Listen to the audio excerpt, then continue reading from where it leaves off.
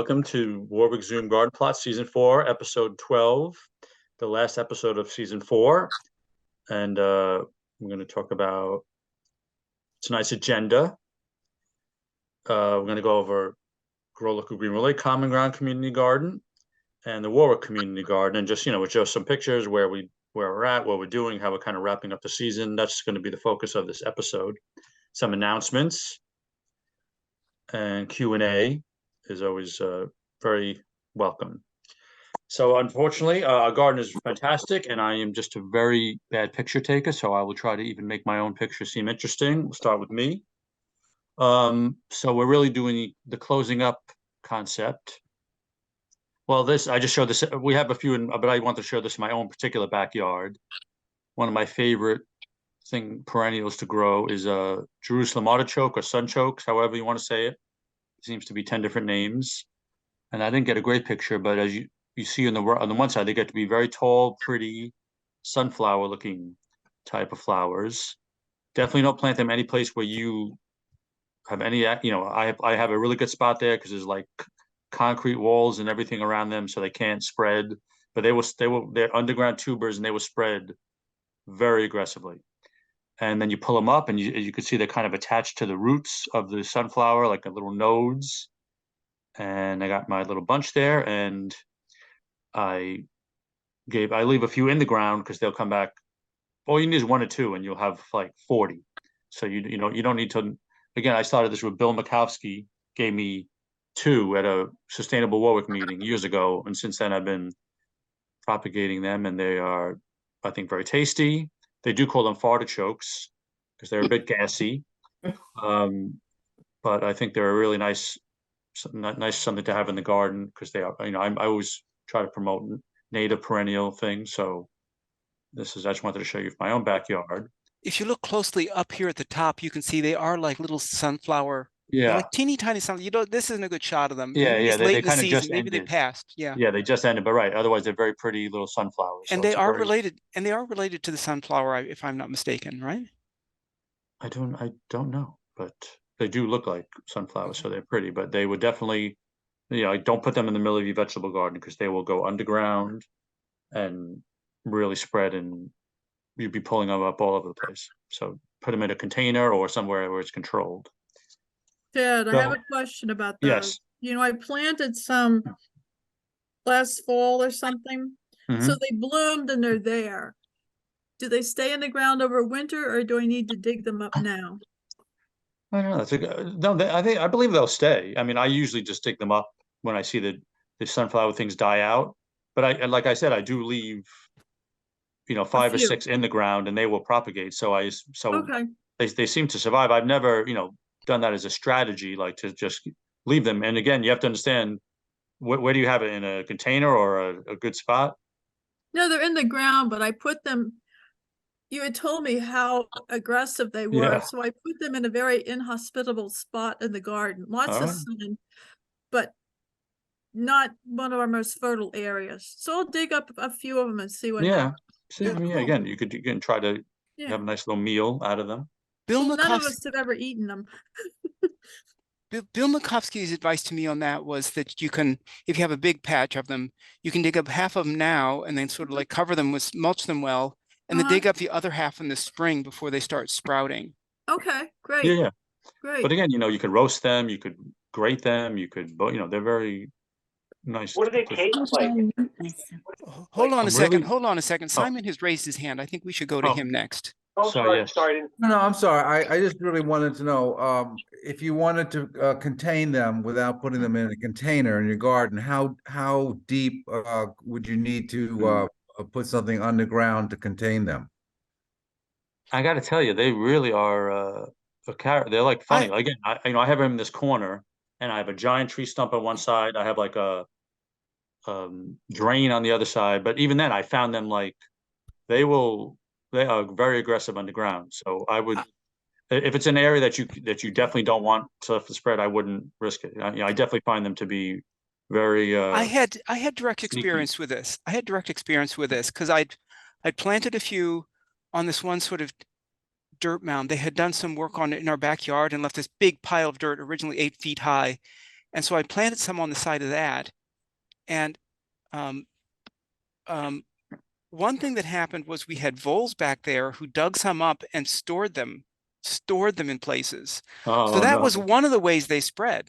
Oh, yeah, true. The other thing was I really wanted to get rid of them this summer. So it was like in the middle of July and I pulled up everything, and it was really fascinating to observe what was going underground.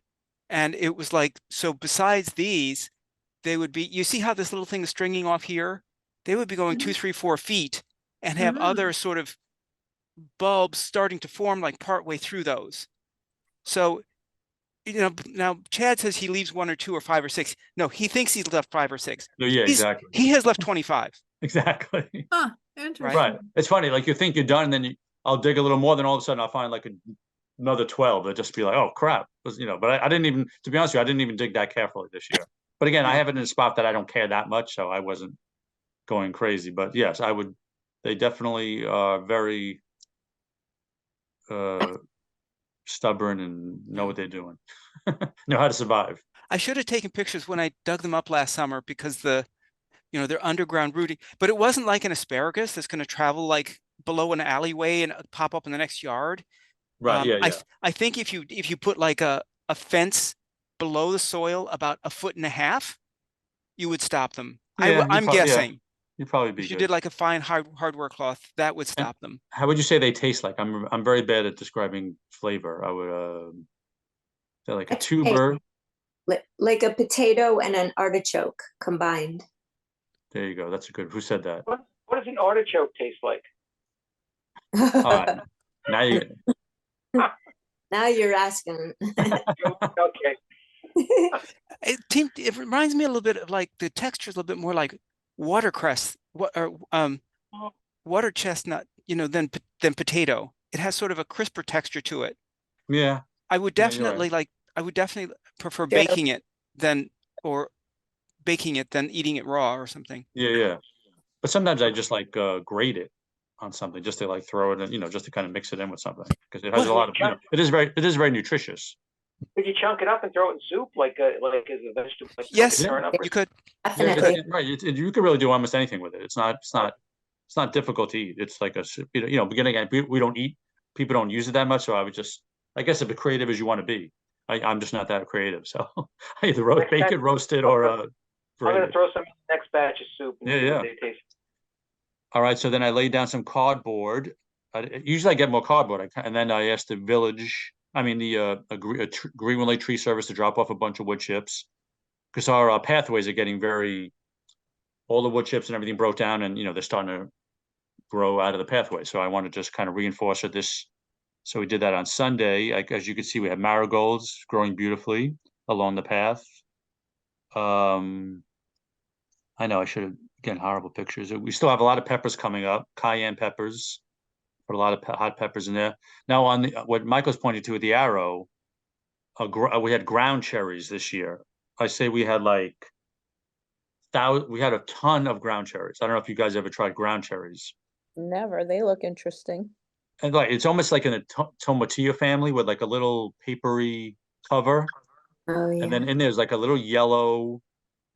Again, I'm very bad at describing flavor, but it's like a nice, almost like a tart cherry. It's very tasty. But I guess we planted some last year, and they just really, we have hundreds of them this year. So I mean, they're tasty, but people aren't going nuts to like. Again, you could be, I know people that are very creative. Like we grew lemon balm, and that was really grew a lot. And like people like, and then one of our people in our garden did it, made pesto out of it. So I was like, I never thought of that, but it was really delicious. I had tried some. I was like, I would never know that was lemon balm. And so it's all as creative as you can be. But we definitely have a lot of ground cherries, peppers. I know. What could you see that picture again? A horrible picture I took. You might want to go to the next one. Sorry. Oh, actually, I want to ask a question. For your trails, because those were previously all just wood chips, right? Right. No. Well, originally we laid it with cardboard and then wood chips, but that was like, I would say 2 years ago. So now I'm just going to try to, because now everything's growing up through there. So I'm putting more cardboard and more wood chips just to kind of reinforce it for next year. 'Cause- I've heard of people, I've seen Bill Makovsky Mhm. dig up this new soil that's there in his pathways, because all it is just basically changed Oh. to a nice soil, That's a and good put it on idea. his beds, or even you could even sift it and put it on beds or something. That's true. Yeah, that's true. It is too nice. It's like too nice. So like the things are literally growing up through it. So that's a good idea. Before I Yeah. put the cardboard, I could have dug up a lot of that. That would have been a good. So you can do that in all your copious free time next time it happens. Yeah, I have tons of free time. Yeah, again, we don't. God bless. Sarah has a lot more people than we do, and as we also put some strawberries ground cover, and as you can see in that one picture, it really is taking over. So we're encouraging people to come and take a bunch of strawberries for free. And then behind that person, you see there's a giant. I don't know what that is. If it's kale or Brussels sprouts, and right, it grew giant size, but never really developed. So I don't even exactly know what it was. Then as you see next to her, there's scallions and leeks around Camille. So we have a lot of our little onions over there. And if you see on past the giant kale looking thing, there's I know I'm trying to. It's called Turkish rocket. Again, we try to plant more perennials this year, which are native, and some of them are just unusual. It's not like your typical, tasty stuff. So you have to get used to it. It's just, you could like we planted Turkish rocket and cardoon, and Where's the Turkish rocket? Is I know. it this Yes, or? that's it. Yes, that's it. And it grows very and it actually flowers very nicely in the spring. But if you taste it, right away, it's very bitter. But if you put it in a stir fry, it's not bad. And there's cardoon probably next to it, but I didn't get a close enough picture. And that is that you can eat the stems. You kind of wait for the first frost, and that's supposed to be like also an artichoke type thing. So when you grow a lot of native perennials, again, some of them aren't like really household names, not like growing tomatoes and pepper where you have like a million recipes. And then I'm going to pull up soon. Maybe I'll show you guys next year. We planted groundnuts. I don't think I even took a picture of that, which is also an underground tuber. I suppose like Native American Indians had that as a staple. So I'm excited to pull that up and see, because then it's done. It's not done yet. Like you can see the leaves still look pretty fertile. And over here, we could see all the peppers we picked up. We harvested them. There's still a bunch. And then The ShopRite bag makes you think, did they go get this at ShopRite and then they stuck it out in the front of the community no. garden and said, oh, look what we raised. I know, right? No, that is from our garden. Not a staged picture. Okay, good to know. Yeah, so if anyone wants strawberries, our gate is unlocked and we're in Greenwood Lake. Again, we're going to clear out the pathways. So take a bunch, and all you need is a few strawberries, and they have what you call runners, and they'll start. You'll get a lot of strawberries. I also have strawberries to share. Please come take some of my strawberries, please. Yes, but Michael's gate is probably not unlocked, and you probably shouldn't come like randomly whenever you want. So let him know. All right, and then go to the next picture. Yeah, again, I took Oh, that's it. Yeah, there's a million things to show, and I did not take the greatest pictures, and I'm sure Michael had to take my thumb out of half of them. But any questions or anything? No, otherwise we'll move on to Sarah, she's there, but you just can't see her. Go ahead, Sarah. Okay. So that picture, that little marigold, the marigolds are doing very well right now. And that bee was on it, but didn't really seem to be alive. I assume because of the cold, but I was so excited to get such a good picture of a bumblebee or whatever it is on a marigold. So there you go. Beautiful.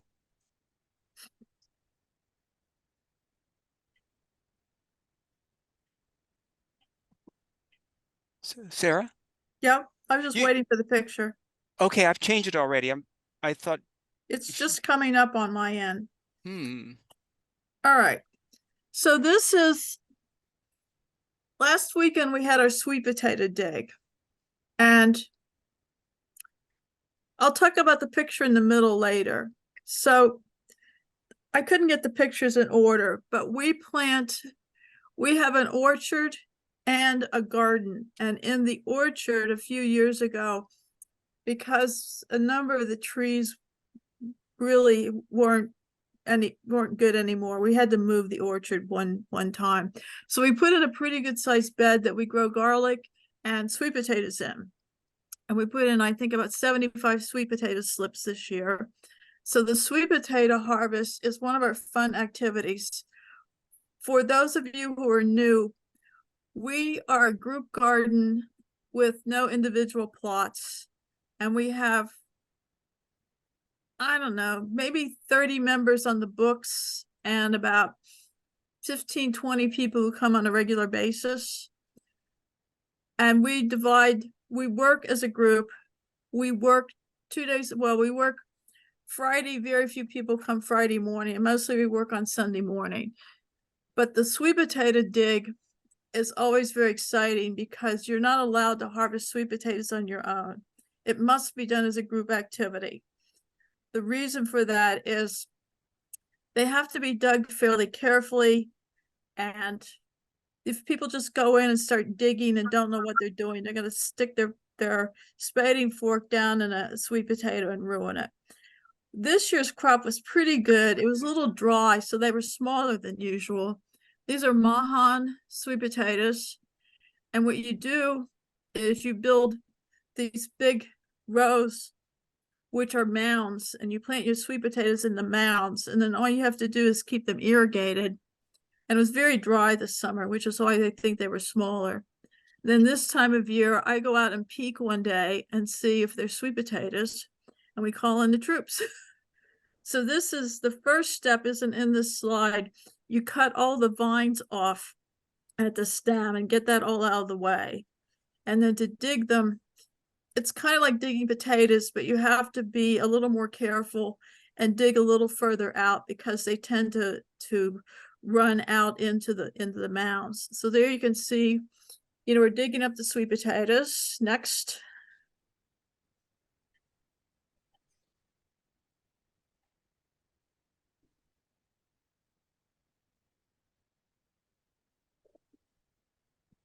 So the picture in the middle here is what the bed looks like when we get there.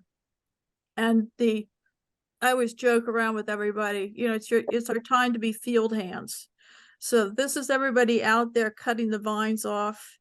And then on the left-hand side, you can see more vines being removed. And then you get into the digging fun. And you see there's no potatoes showing up yet. Next.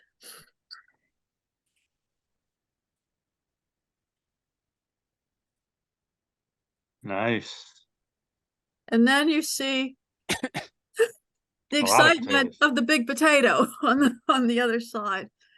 And I had somebody taking pictures. They took a lot of pictures, so you didn't have to look at all those. But there's lots of pictures of people digging, and this particular variety grows in clumps more than the Boulevard, which spread out. But sometimes you get a really big one, and of course, that's cause for great joy and excitement, getting the big sweet potato. So then we put all the sweet potatoes. Well, we got a table this year, which was pretty exciting. So we put the sweet potatoes go up on the table because we have to divide the harvest up equitably amongst the people who come regularly. If you don't show up, some people just join and never come. So you're not really entitled to harvest then. And then, people are away, whatever. We make their allotments. So next picture. Oh. Well, there we go. And there you go. So there you can see we have someone has provided us paper bags, and we've divided that whole table up into groups of sweet potatoes. So everybody has somewhat of an equal share, because we didn't really want to have some sort of free-for-all grabbing who gets all the big sweet potatoes. It's a very scientific method. It gets very messy. You guys have like a steel cage match for the sweet potato. Well, this is why we start, we grade them. You take them and you start with the biggest, everyone gets a big one, and then you work your way down until there's the nubs, and then that's a free-for-all. So that's our group minus someone or other that was there for the great sweet potato dig. Now this bed next. Wait, sorry, before you move on, could you just, and then what do you recommend to let them, let them They have to sit cure. They have to cure. like, how long do you recommend? You take your sweet potatoes home and put them in a fairly warm, dry place. The top of a refrigerator is recommended. I have found keeping them in the back of an SUV really works well, but you kind of lay them out. You do not wash them. We found some voles in there. So we had a couple voles scurried out, but they didn't destroy everything. And if you put your fork down in them, it's not great. So the damaged ones are set aside and we'll cut the pieces out. But you should let them cure at least 2 weeks because they'll store better and they'll have better flavor. A lot of times you store them until Thanksgiving so you can like show everyone at Thanksgiving dinner what a great job you did making, growing sweet potatoes. But yeah, the key is don't wash them, just knock the dirt off and spread them out and let them cure for a couple weeks. And how long do they store for? How many months? If you store them properly, I buy potatoes and onions at the farm market at the end of the season. And I don't have my cellar's damp and old, but I have a mud room that's kind of heated and a dog door that leaks air. And it turns out it's a perfect storage place for root crops. There's just enough, it's cool there, but they don't freeze. And I have kept root crops way into February and March, but it's all about the, storing them, assuming you don't eat them first. I actually, we grew sweet potatoes last year for the first time, and then again this year. We had a great crop. It's really fun too. You're digging them up. But I had the ones that we dug up in 2022. I had my last meal with that in June, and they were kept in a dry, cold, garage, dark garage, and they with the dirt, like you said, and they really came out great. Yeah, if you store them properly, you can keep them a long time. Yeah. Sarah, did anyone take advantage of the sweet potato greens? Oh, yeah, you can eat them. If they did, I don't know, because these are in the orchard. So if people wanted the sweet potato greens, they might have come over and clipped some early on. I think the smaller, tender ones are better. Maybe somebody else. Simon, I'm not sure if you folks eat sweet potato greens or not, but usually when they're tender, maybe if the vines at this time of year, they're a little bit too old. Oh, you wouldn't want them this time of year. No, I think like in the spring when people eat beet greens. I mean, by now, between summer and the heat now, they'd be more like cattle food. So then I was saying so this bed now, next Sunday, we're going to put garlic in, and we plant, hardneck. So we'll put a planting of hardneck garlic in there, and we'll harvest that next July. There's a little working it out so you get the sweet potatoes and the garlic in the same bed takes a little jiggling. And we had winter squash and pumpkins in there. They did not do well at all this year. Not enough irrigation and too dry. That was sad because I love winter squash, but they didn't make it. And then as far as cleaning up the garden, I had one picture there in the beginning of our tomato beds. As far as my recommendation, it was the very first screen. It was cold this weekend too. Everyone was ready to get out of there. So this is just one of our beds, and this front part is one of the tomato beds. So this particular part of the tomato bed, the tomatoes seem to have some kind of I don't think it was a blight, but they weren't doing well. They were getting blossom end rot and some leaf problems and not ripening well. So a few weeks ago, we went in and we pulled those vines out. But anytime you have diseased vines like that, or potentially diseased vines, I take all the tomatoes off the ground. They're not in good shape, and I chuck them over the fence for the deer. Well, maybe they'll run away. But I put them all into a big black garbage bag, and we put them in the dumpster to go to the dump, because you don't want to put those potentially diseased plants in the compost, or in our case, we have a tremendous amount of green matter that comes out of here. So one of our members has a pickup truck and periodically takes it over to the brush pile. At this point, we still have celery, a new growth of lettuce. We have some kale growing. We pulled out the cucumbers this week. Same thing. They got mildewy, so we ditched those into a bag. The flowers were still growing. I think they're going to die tonight. Kale's going. The flat beans, we've been harvesting flat beans, and we've got a lot of peppers. The peppers always start late for us. So they should be okay until Sunday, and then we'll probably finish up everything on this Sunday, considering how cold it's going to get this week. And we try to get the beds weeded. We've been putting down mulch.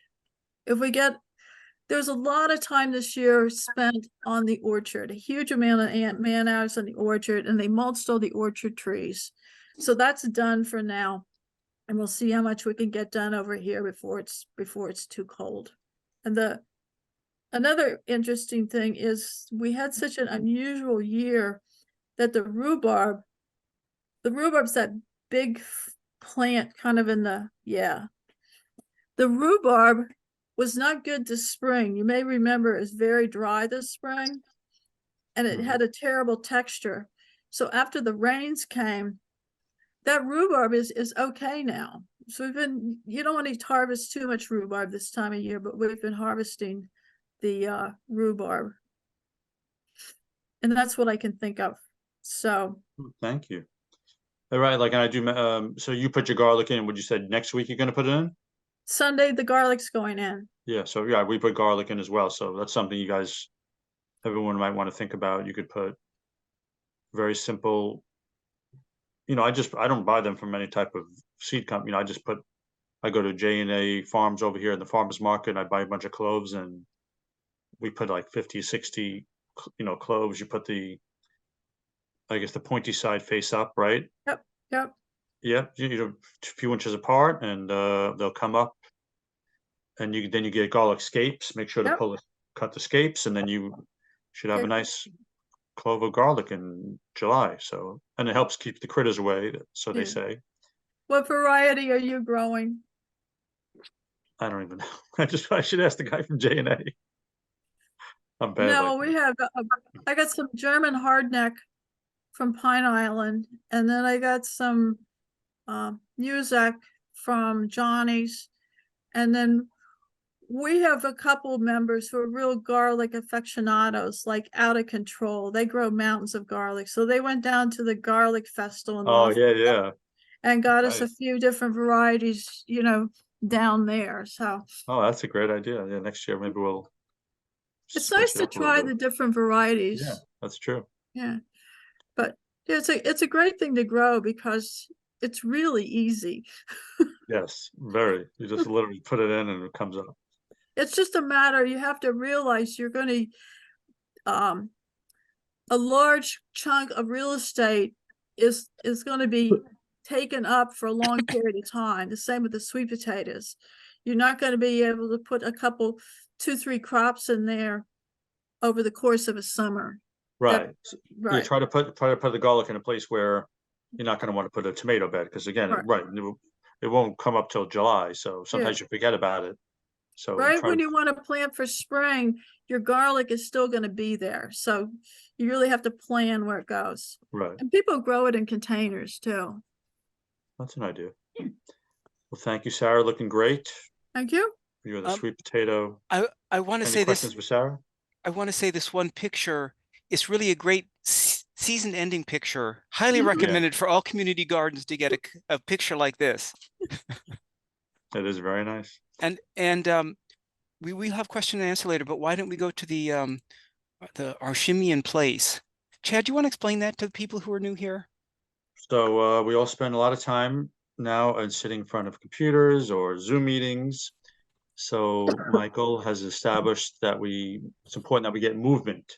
So we're going to take a minute or so. You could do it right where you sit, or you could turn the video off and do some jumping jacks, but we're going to take a minute now, take a shimmy in place break. So see you after the shimmy. So fun. You're so fun.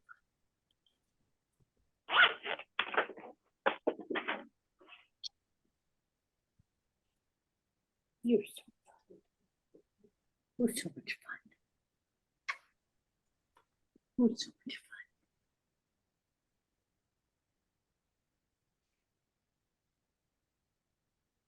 You my little cat? You're my little cat.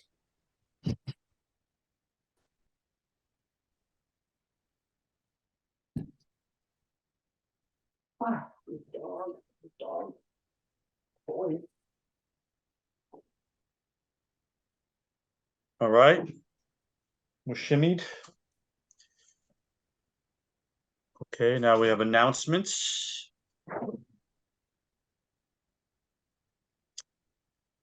Oh, Michael, you want to talk about this? Okay. We don't have so many announcements. If other people have announcements, they could add them here. The one Sustainable Warwick will be having its annual zero waste potluck annual picnic party on Wednesday, December 20th at 6 p.m.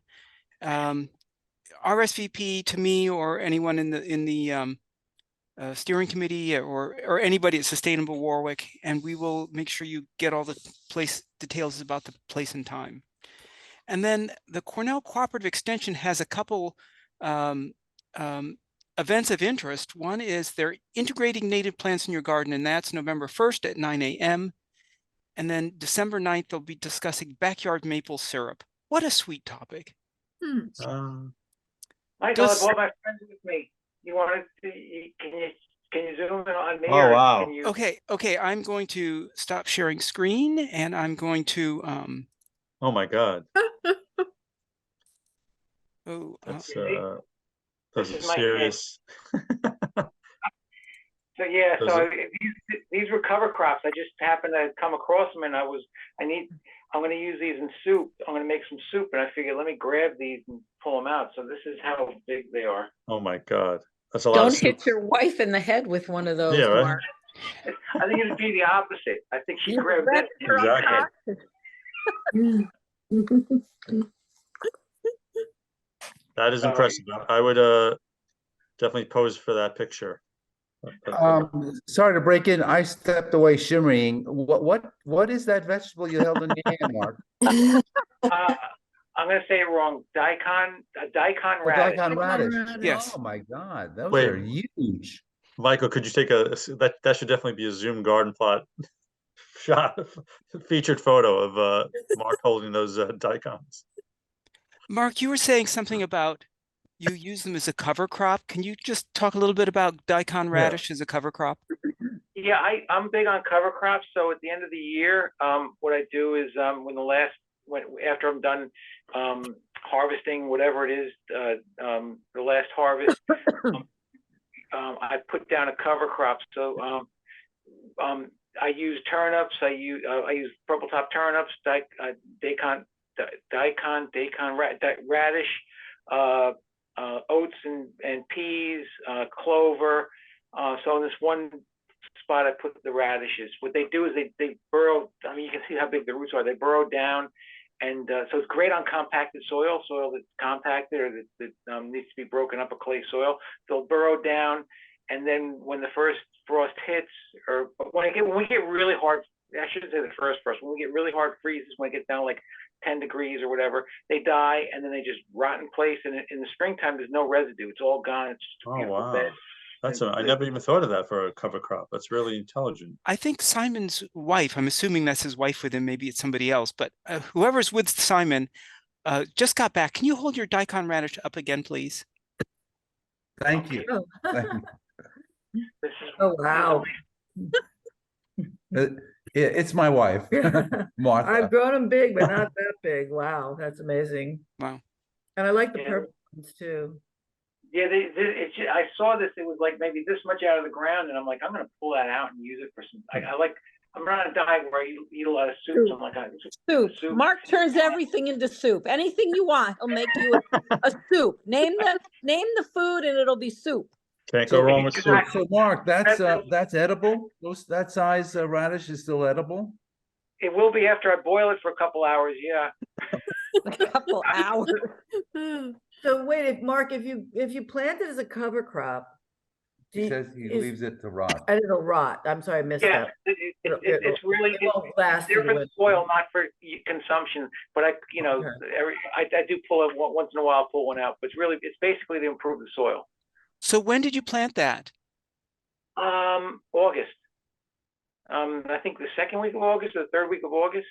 Wow. I had a bed Wow. that I wasn't really growing anything in, and I think previously I had borage on it, and that got a little out of control. So or was it clover? I think I might have had clover in there. So I dug the clover up, waited a couple weeks till it started to rot, and then I threw the radishes down and let them go to town.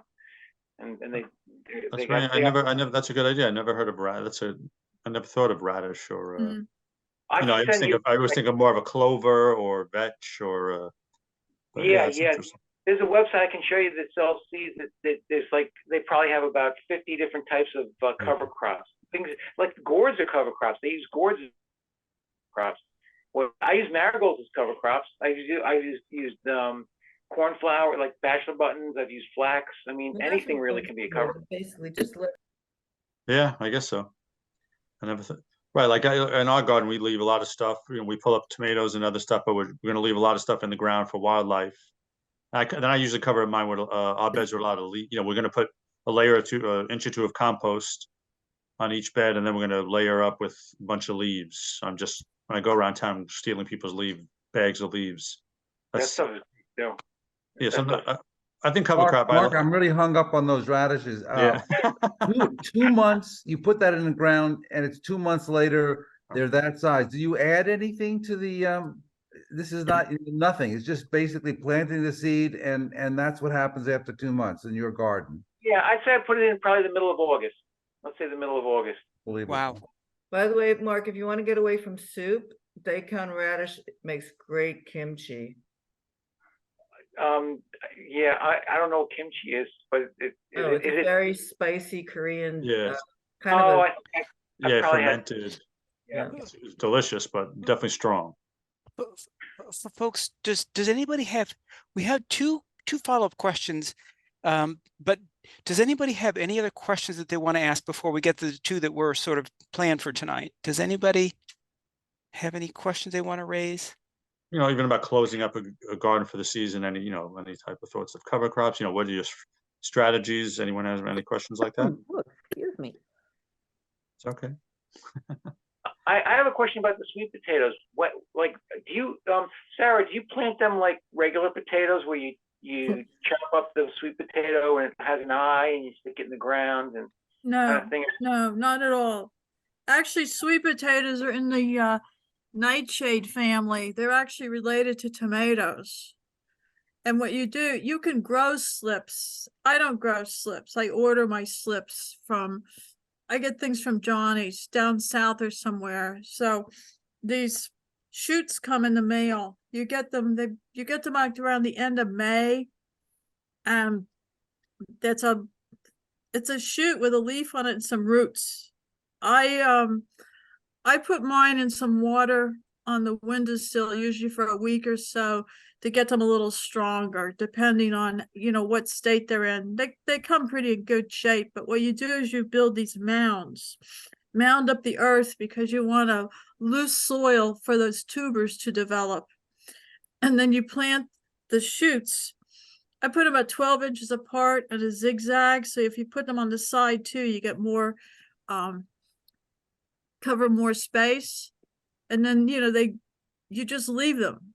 You put them there, and depending on when you get them, so early June, and then this time of year you dig them up, and you don't do anything in between. The only problem we've ever had in the past, we used a corn-based weed blocker you can buy and we've been using it for quite a while to help warm the soil. And one year we went to harvest our sweet potatoes, and the voles had moved in underneath, and we didn't know they were there. We lost our entire crop. Oh, boy. Yeah. And we've moved the beds completely. They used to be near the garden, but this year we're digging and 2 voles ran out. Ugh. So, but they didn't do too much damage. But you could grow your own sweet potato slips, but that's another. I think you start them in February. Yeah. So that's and you don't do anything. You just put them in the ground. You know, weed it and water it and let it be, and then you just harvest it. That's it. And there's no like diseases or anything you have to watch out for. It's just basically pretty simple. Insects. I mean, there may be diseases someplace. The only problem, like I said, we had is voles, and really. Once they get growing, you don't even have to weed them because it's such a thick, you know, cover of leaf. Oh, groundhogs do like to eat them if you have a groundhog problem. Yeah, good old groundhogs. Okay, good to know. Thanks. So we got the 2 questions here. All right, what was your best surprise this garden season? I'm going to ask that. Anyone want to? Actually, Chad, I wonder if we could do this. We want everybody to answer both of these questions, even if you didn't have a garden, like maybe some of you didn't, let's try to go quickly, just say a sentence or 2, but we'll try to go in alphabetical order. So I think, Chad, you're first. What was your best surprise and what was your worst disappointment? My worst disappointment was cucumbers were very bad. My big surprise, I guess, was these ground cherries that popped up all over the place. So that was a pleasant surprise. So who's next? You do the alphabet. Okay, Gillian looks like is next. Unmute. You're on mute, Gillian. Is that better? Yes, yes. My biggest happy surprise this year were potatoes. I had a much bigger crop than I anticipated from what I planted, and they were good. And I really enjoyed that. And also my I had no idea zucchini was going to be that aggressive. I think my biggest disappointment was tomatoes. I just couldn't get anything to take off this year. Okay. And I think that was mostly weather related. It just, remember we hit that time period where it just wouldn't warm up, you know, it was just cold. So I think it just never heated up enough for them to take off. I still have a couple out there, but it wasn't anything like last year. Right. Okay. Lynn, either if your name is iPhone or Lynn, you're next. Okay. I really didn't have a disappointment. I had a great grow this summer. Like that. My biggest surprise was what a difference it made hand pollinating my zucchini. That was a big surprise. That was like night and day. And I didn't even think it would be an issue because I had so many things that attract pollinators, but they still needed a little extra loving, and it made a big difference. And I had a bumper crop of peppers this year, which I know other people struggled with, but for whatever reason, I was a pepper champ this year. And I got to share with Mark up at the community garden. And that was a lot of fun too, because I'd never grown onions or potatoes before. So it was very interesting to learn everything that was involved with growing them. All right. Very good. Mark, you're next. My biggest surprise was my tomatoes, because I thought at the beginning of the year they were going to fail, and they ended up being just as good as any other year. And my patty pan squash, I never grew them before, and I got quite a few out of them, and I actually liked them. They were pretty good. I put them in the soup, and they were delicious. Right? And my biggest disappointment was two things. My hot peppers were disaster. I think I got very few out of them. My sweet peppers came around at the very end, but they were very late. And my onions this year, we had really bad weather, like when I went to pull them, and they're not storing as well as I thought. I'm getting like some rot. So I'm a little disappointed in them. I could have done better, but the peppers were more of a disappointment. They were, especially the habaneros and the jalapenos, they were a disaster. And also a good surprise was just, I don't mean to hold up, but Lynn helped me out a lot in the garden, and we had a great time. And I'm glad that she was my fellow gardener up at the community garden. It was a good year with Lynn. Thank you, Lynn. Very nice. You're welcome. So I think I'm next, although I'm not sure what Simon's wife's, maybe we skipped her. Maybe we'll just conclude her with Simon. So I think I like my potato crop also, and especially the fact that Christie's grandchildren came over to help with with part of the harvest. That was just so much fun. But Adirondack Blue, if you're planting potatoes, definitely go for Adirondack Blue. None of this, stuff you're going to get at McDonald's. Get something like a real, interesting potato that you're not going to find in the store very often. Adirondack Blue, that's what you way to go. And then the biggest disappointment was we had a lot of good squash, a variety of squash, and my wife will sometimes, her friends will hand her here, and her friend is like from Malaysia and quite the gardener, but she will give us these squash plants and sort of mystery squash, and they've grown big and all that and really nice. But we also had like a lot of, I'm not sure if they were field mice or voles, but a lot of the squash actually got eaten in part by mice, and some they even ate all the way into the center, and there were no more seeds inside. So I'm thinking they have stored them and planted them for us. So maybe we'll be having them next year.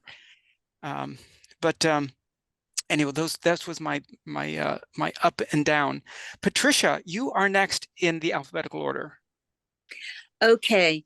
Well, my biggest happy surprise was the fruit crop, right from raspberries, blueberries, gooseberries. My peach tree was absolutely overladen, and some of the branches even cracked. So my freezer is full of frozen peaches, and the pear tree, just unbelievable fruit this year. Oh, nice. I don't know why, maybe because of the rain that we've got, I don't know. But my veggie garden, not so good. The tomatoes definitely were way worse than I've recently had. So that was the biggest disappointment. Very good. Sally. Hey, I'd say my biggest disappointment was just that my mulch kind of ran all over the place because it was raining so much this year. I don't have a real garden, but I do have some hydrangeas and the like. And so that was my really only big disappointment. And my surprises were that, well, I know I'm only supposed to have one surprise, but I found some mushrooms in my yard. I walked around and I have this new app called Picture This, and it told me that they were morels. And I kind of knew they were. After that, I felt safe with them, but I went to the farmer's market and showed it to the mushroom guy, and he gave me the blessing, and I cooked them up. So cooking up mushrooms from my own yard was just like so exciting for me. And this really quick, I did find a bee that was actually sleeping in my hydrangea, and I looked it up, and they do that. They take a nap in your flowers. It blew me away. And so we're going to go with that. Yeah, we'll say that your bee was sleeping also, Sarah, not dead. Thank you. Yeah, he was napping. Yeah, they take naps. So that's my gardening Thank you. Thank you. Sarah. Well, our big disappointments this year were the vegetable garden. We didn't have one zucchini, not one zucchini. Wow. And most of the regular crops that do really well did not do well. Part of it had to do with I didn't get the new irrigation in, and we didn't have enough rain in the spring. But as many of you know, I'm a tomato freak, and we plant lots of tomatoes and lots of varieties. And my tomato obsession played out because they were planted very well. And I had them hand watered and babied and pruned, and we had a great tomato crop. We also had a really good peach harvest. And last year we had all those pawpaws. This year there were like 5 pawpaws. So it's Oh, yeah, I was gonna ask you, because I know you had a good pawpaw last year, but I yeah, guess they not. were like hundreds of pawpaws. And this year, I don't know, they pruned the trees. I don't know if Arnold thought we should prune all the fruit trees, which worked out really well, but I'm wondering with the pawpaws, since they're actually a native tree, and I've never seen people pruning native trees, so I don't know if that or the spring freeze, but anyway, everyone had a rough year. We've all talked to different people, and different things did not do well this year. Next year will be better. Thank you. Simon, you were next in the alphabetical order. Yeah, I'm going to split this between myself and my wife, but I'll tell you my version. She'll tell you hers. So my biggest surprise were raspberries. This is the 3rd year we've had the raspberries, and they're still giving me fruit, which I'm shocked. And I also should actually interject this. I don't live in Ulster County. I live in northern Westchester. I happen to know what's her name? Kate. Sorry, from the Ulster County Planning. So she got me involved. Orange County. We're in Orange County, not Ulster. We're in Orange County, I'm not sorry, Ulster. I'm sorry. Right. We had a different experience with weather. We had a wet summer. July was very wet, and half of August was very wet. So we had disappointments with a lot of our vegetables because they were just it was too wet. Our biggest disappointment, I have to say, was all the squash and zucchini. Just, we had very, very poor. In years past, we've had excellent produce, but not this year. This year was very difficult for that. But as I said, the raspberries I'm very happy with. Samantha? My biggest surprise was my bok choy. I've never had such beautiful, incredible fat bok choy. And to your point, Mark, I made some great miso soup out of it. It's in the freezer. Martha, by the way, is a chef, so she very nice. she has a lot of good experience Nice. with what to do with the vegetables. And I have to agree with Simon.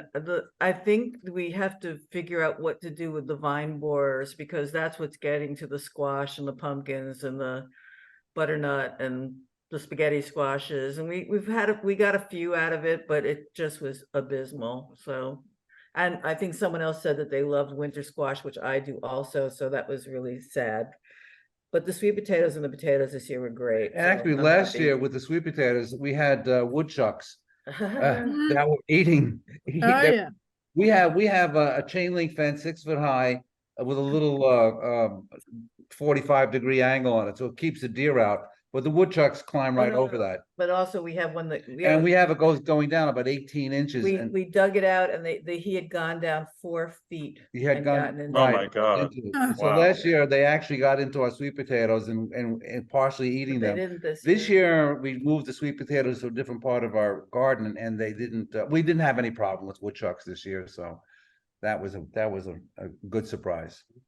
Thank you. Okay, Sylvia, do you want to chime in? Sure. So I did really surprisingly well with San Marzano tomatoes. I probably collectively got 6 5-gallon, 6-gallon bags, like Ziploc bags of them, which I'm freezing now to eventually make some pizza sauce. Mm-hmm. I did really, really well with variety of lemon basil, Italian basil, and Genovese basil, and made pesto sauce with them. So a couple of jars are frozen. I did not do well with peppers. No peppers. 20 plants, not one. Wow. I know, but my herb garden, I'm really into herb gardens. So my oregano was busting. Thyme, rosemary, sage, oh my goodness, and parsley, just I guess the water, nurturing them with so much rainy season, they were insanely huge. Thank you. Yeah, thank you. Perfect timing. I have one more slide to share. Oh, yeah. We heard two different things. One was, I think Westchester was probably not so different from Orange County. The early part of the summer was dry. It was just so dry early in the summer, and then it was too wet.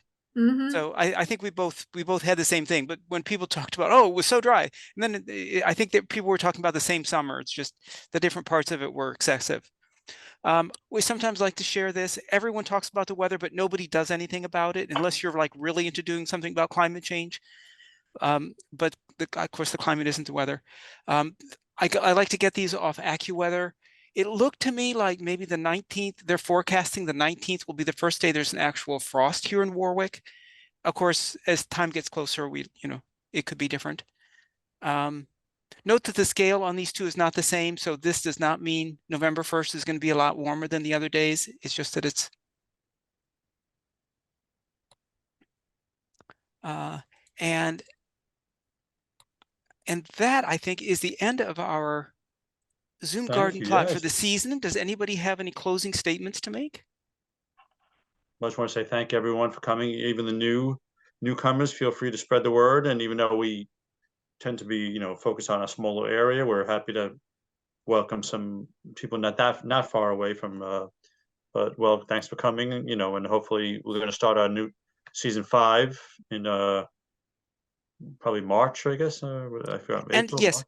Yes, and anyone, if they want to, instead of waiting for Kate Schmidt from Orange County Planning to send out her emails, you could just send an email to garden@sustainablewarwick.org, and we will get you on the email list, so you will get the invites directly from us. And it could be that between now and March that we'll host maybe a special session on native plants or replacing your lawn with lawn reduction, something like that. So by all means, and people out there who are watching the video afterwards, by all means, send those emails to garden@sustainablewarwick.org, and we're happy to get you on our email list. Thank you all so much. Appreciate it. Thank you. All right. Good Thank you. night. Have a nice winter. Night, Bye-bye. everyone. Thank you. Thanks, everyone. Bye. Bye-bye.